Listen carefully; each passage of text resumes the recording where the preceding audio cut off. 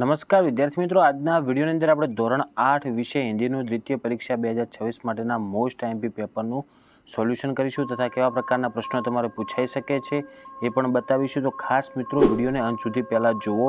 આની અંદર જે પ્રશ્નો છે એનું સ્ક્રીનશોટ લઈને પ્રશ્નો તૈયાર કરજો, તમને પરીક્ષામાં ખૂબ જ કામ લાગશે। તો તમારા બીજા મિત્રોને શેર કરજો અને આવા ઉપયોગી વિડીયો માટે આપણી ચેનલને સબસ્ક્રાઈબ કરી દેજો। મેં ભુજ શહેર કે વૈભવ કા પ્રતીક હું, તો એનો જવાબ આવશે મિત્રો ક અમીરસર તાલાબ। ઓકે, પછી બીજો છે મેં ગાંધી સ્મૃતિ કા સ્થાન હું, તો એમાં જવાબ આવશે મિત્રો અ આदिपुर।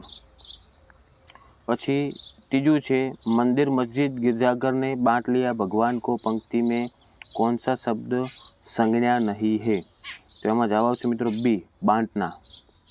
चौथું છે राजनीतिक शब्द में प्रत्यय कौन सा है, तो એનો જવાબ થશે મિત્રો અ एक।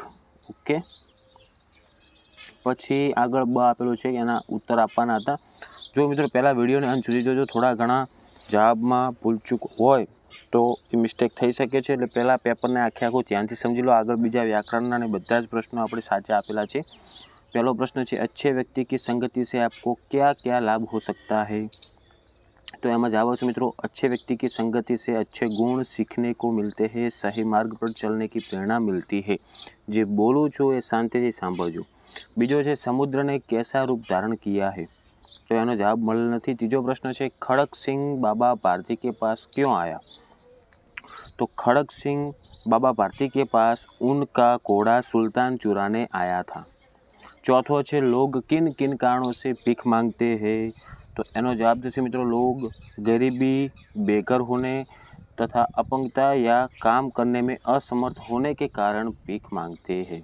પછી બીજો પ્રશ્ન છે તમારે કાવ્ય પંક્તિ આખી વાંચવાની હતી ને એના આધારે આપણે પ્રશ્નોના જવાબ આપવાના હતા। તો પહેલો પ્રશ્ન એમાં આપેલો છે કે કિતાબો में कौन सा चहचहाता है अथवा किताबों में कौन चहचहाता है, तो એનો જવાબ થશે મિત્રો चिड़िया।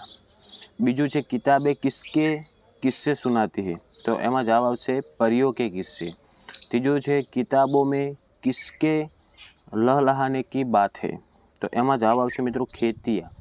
ओके, चौथो है हमें किताबें क्यों पढ़नी चाहिए, क्योंकि उनमें ज्ञान का विशाल संसार है और वे बहुत कुछ सिखाते हैं। पांचवुं है इस काव्य का उचित शीर्षक दीजिए, तो आनु उचित शीर्षक थशे मित्रों किताबों का महत्व।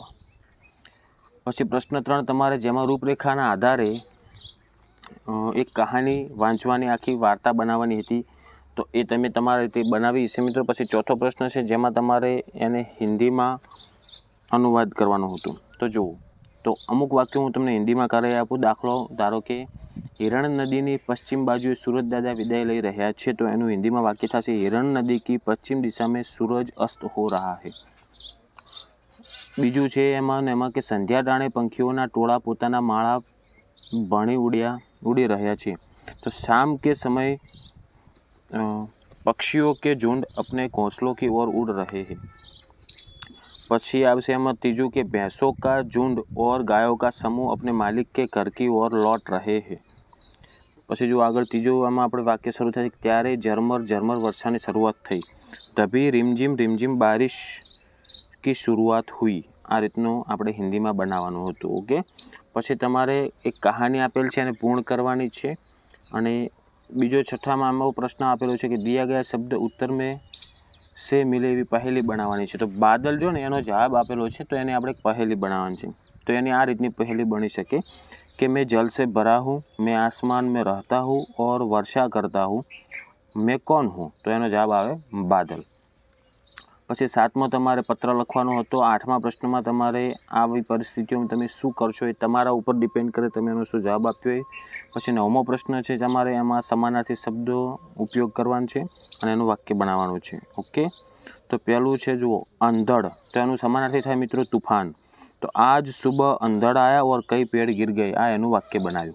बीजुं छे प्रयोजन, तो एनुं समानार्थी थशे उद्देश्य, तो एनुं वाक्य कई रीतनुं बनशे कि हसी कार्य का प्रयोजन इस कार्य का प्रयोजन समाज सेवा है।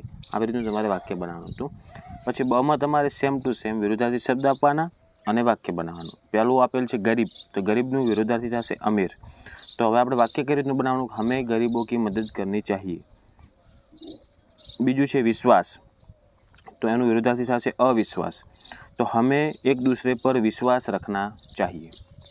પછી આગળ ક પ્રશ્ન આપેલો છે, એમાં તમારે મુહાવરાનો અર્થ લખીને ફરી વાક્ય જ બનાવવાના છે. તો આપણે મુહાવરાનો અર્થ આપી દઈએ કે લટ્ટુ હોના, તો એનો મુહાવરાનો અર્થ થશે મિત્રો મોહિત હોના. બીજું છે ફૂલા ન સમાના, તો એનો મુહાવરાનો અર્થ થશે બહુત ખુશ હોના. પછી ડમાં તમારે કહાવતનો અર્થ આવીને વાક્યનો પ્રયોગ કરવાનો છે. એમાં પહેલું કહાવત આપેલ છે ઉલ્ટા ચોર કોતવાલ કો ડાંટે. તો એનો અર્થ શું થાય કે દોષી નિર્દોષને ધમકાવે, અથવા દોષી નિર્દોષ को धमकाए, अथवा बीजो एवो पण अर्थ थई शके कि अपनी गलती माननी चाहिए, दूसरों पर दोष नहीं डालना चाहिए. आ पण एनो अर्थ थाय छे. पछी प्रश्न 10 छे, जेने आपणे शब्दकोशना क्रममां गोठववानुं छे. तो आ खास समजी लेजो. तो एमां पहेલું મિત્રો आवशे अभिवादन, पछी बीजुं आवशे अभ्यास, तीजुं आवशे विनय, અને પછી ચોથું આવશે સંધ્યા. તો આ હતું મિત્રો આપણે ધોરણ 8 વિશે હિન્દીનું મોસ્ટ ટાઈમ પેપર અને એના પ્રશ્નો, જેમાં તમારે જે રેખાંકિત કરેલ ભાષાનું વિશેષણ વિડિયો તમને ઉપયોગી બન્યો બતાવવાનું છે. તો વિડિયોને લાઈક કરો, બીજા મિત્રોને શેર કરો અને આવા ઈમાનદારી માટે આપણી ચેનલને ગુણવાચક વિશેષણ કરજો. હવે મળશું મિત્રો આપણે નેક્સ્ટ વિડિયોમાં. Thank you so much. એમાં વિશેષણ થાય છે અમીર, બધા ત્રીજું છે હિમાલય પર્વત, બેસ્ટ ઓફ ઊંચાઈ, તો એ પણ ગુણવાચક થશે. અને ચોથું છે લક્ષ્મીબાઈ વીરતાપૂર્ણ લડી, તો એ પણ એક ગુણવાચક વિશેષણ થશે. ઓકે. પછી બસ એક વિશેષણનો વાક્યમાં પ્રયોગ કરવાનો છે. તો પહેલું કુખ્યાત આપેલું છે, તો વાહ, એનું વાક્ય બનશે આપણે વાહ કુખ્યાત અપરાધી હે. બીજું છે પ્રસિદ્ધ, તો એનું વાક્ય બનશે મિત્રો તાજમહલ એક પ્રસિદ્ધ ઇમારત હે. ત્રીજું છે આલસી, તો આલસી વ્યક્તિ કભી સફળ નહીં હોતા, એનું વાક્ય બનશે. અને ચોથું ઠંડા આપેલું છે, તો એનું વાક્ય બનશે આજ મોસમ બહુ ઠંડા હે. જો મિત્રો અમુક જવાબ ઉતાવળમાં ખોટા થઈ ગયા હોય તો પણ તમે તમારા જાતે એને સુધારવાનો પ્રયાસ કરજો. ઓકે. 12મો પ્રશ્ન આપેલો તો મિત્રો નિબંધ લખવાનો હતો, મેરા યાદગાર પ્રવાસ યા મેરા પ્રિય નેતા, એના કોઈ બી એક ઉપર નિબંધ આપણે લખવાનો હતો. તો આ હતું મિત્રો આપણે ધોરણ 8 વિશે હિન્દીનું મોસ્ટ એમપી પેપર અને એના પ્રશ્નો અને એનું સાચું સોલ્યુશન. તો આશા રાખું છું મિત્રો કે વિડીયો તમને ઉપયોગી બન્યો હશે. તો વિડીયોને લાઈક કરો, બીજા મિત્રોને શેર કરો અને આવા ઉપયોગી વિડીયો માટે આપણી ચેનલને સબસ્ક્રાઈબ કરજો. હવે મળશું મિત્રો આપણે નેક્સ્ટ વિડીયોમાં. Thank you so much for watching my videos. Thank you so much.